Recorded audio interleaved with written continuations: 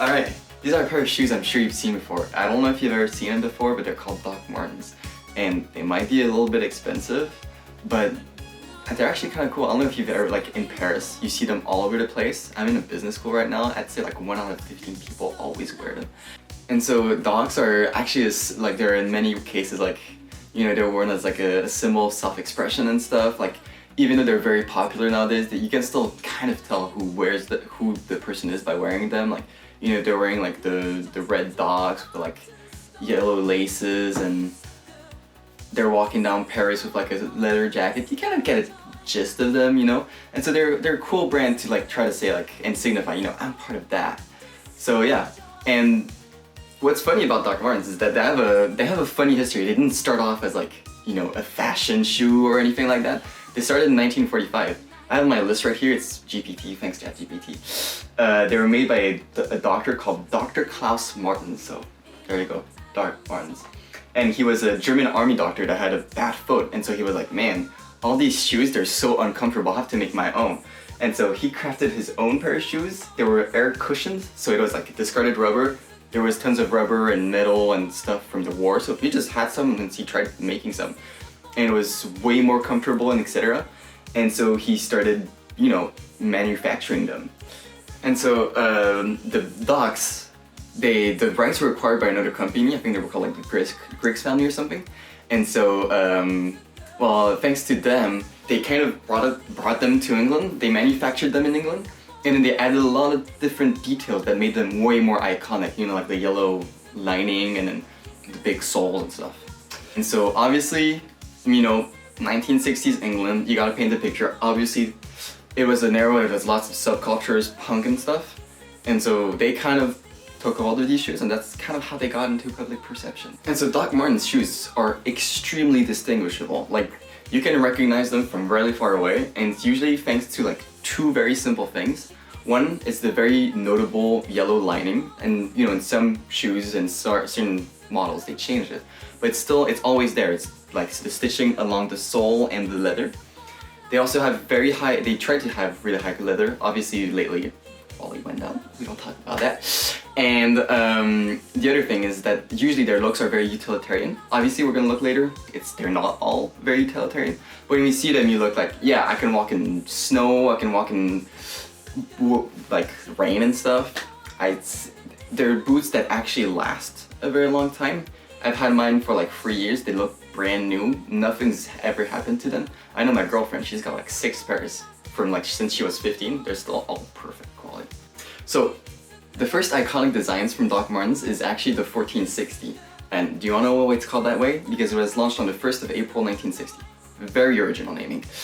And what's really funny about this shoe is that it was like so durable, and it was also very comfortable because of its air cushioning, that it ended up being like embraced as well as workers, like working workers who have jobs, and like subcultures like punks and goths and stuff. And so that's usually the very iconic design that you see most of the time, that's, you know, on the storefronts and stuff. And I think one thing that'll come up later, but a lot of Doc Martens shoes, you can differentiate them by how many eyelets they have, so how many holes the little lacing goes through. And so these had 8, and that's kind of a very specific part of it. And so nowadays you can find this model practically everywhere. They have different colors, they have different remixes, so they're a fun shoe to have in your collection. Another iconic design from Doc Martens, which looks much less like a boot, is the 1461, which, if you can guess it now, it was released in 1961. It's basically, it looks like a mocassin, and it takes a lot of the same design features, you know, the stitching, the sole and stuff, but just not as high, and so it looks way more formal.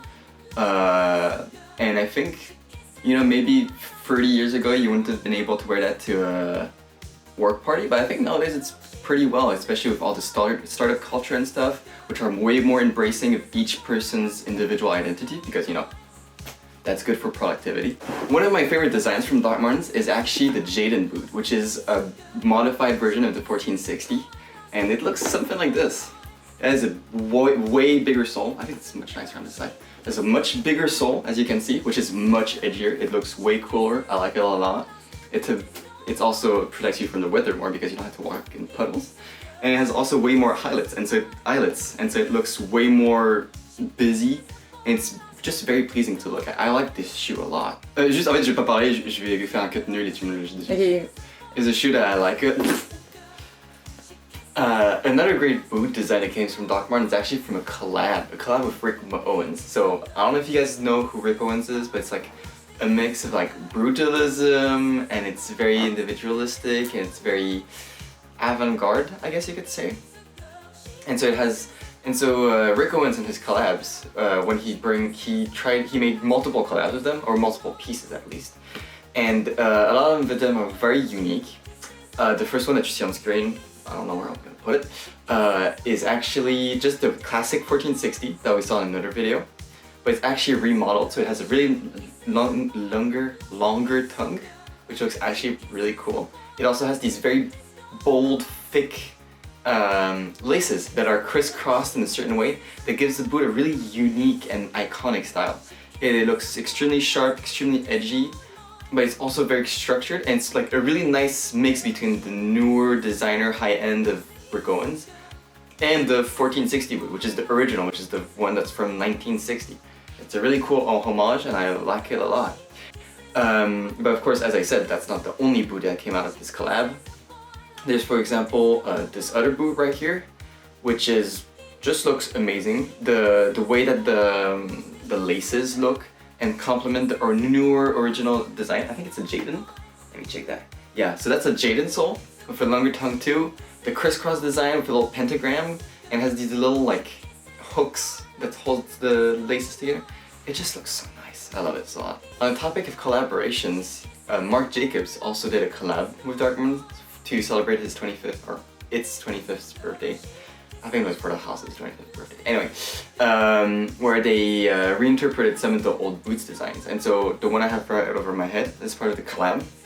And it actually takes elements and tons of little like charms and little elements that are very cute, very cool, little eyes, little like mixing metals and little different elements in design language together on top of like a classic Jaden. Obviously there weren't just only Jadens, but I think it's a really cool collab that they did. It's actually really interesting. It actually reminds me of a lot of modern collabs, or like for example nowadays, you know, you have the gentleman monsters with like little charms, or even just Crocs, you know.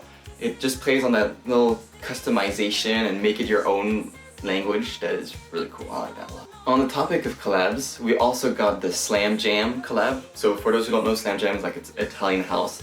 They do a design, and they made their own Doc Marten, the 1461, so the mocassin one, with transparent soles. So that looks very, very cool. But I don't know if you see it, but there's also like a little triangular shape on the side, and that little addition transformed a very simple silhouette into something that's very dynamic, very edgy, very cool and modern. And so it really transforms the shoe just by adding like this little design element, because it adds flow and movement. Honestly, I would kill to have a pair of those. They just look fantastic. They really do. And finally, obviously for the girlies in the crowd, we got the Doc Martens X Hello Kitty collab.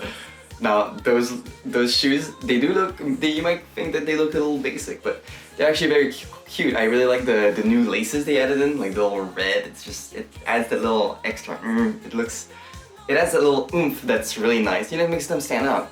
And so even though they're not like a specific reinterpretation of the shape or of the look of the boot, they bring their own little spice, and I think it's just a fun little collab to have, you know?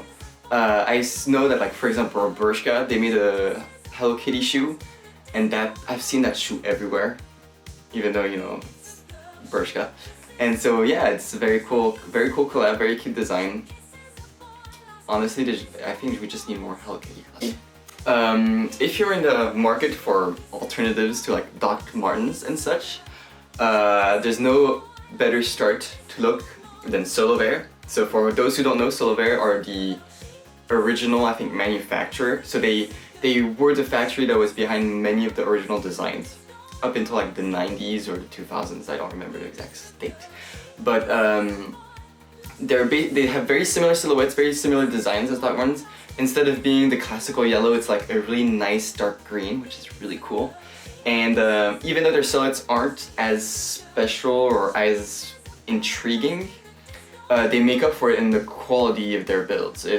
basically what Doc Martens was founded on, durability. Well, that's what Solvay does. They're really good at that.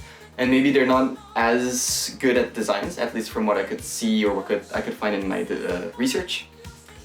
They're definitely a good place to look. And I know I have a friend, he got some for his birthday, or actually he got some for Christmas, but he's in love with them. They look great, honestly. If you're looking for different alternatives to Dr. Martens that aren't Solvay's, obviously there's a lot in the world. The easiest way for you to look for some is just looking for, at least if you're trying to emulate the original classic designs, is simply to look for work shoes, workwear shoes. So like for example, we have Red Wing or Blundstones. These make traditional like high quality shoes. So you're sure to find something that's kind of nice, maybe even something similar. But yeah, leather boots, I think they'll always be in fashion.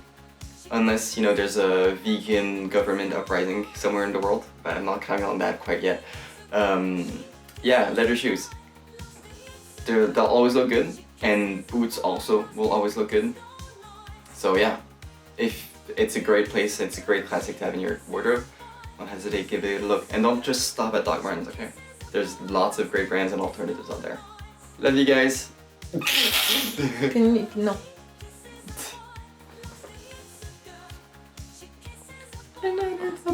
Decker bus Crashes into us. To die by your side is such a heavenly way to die.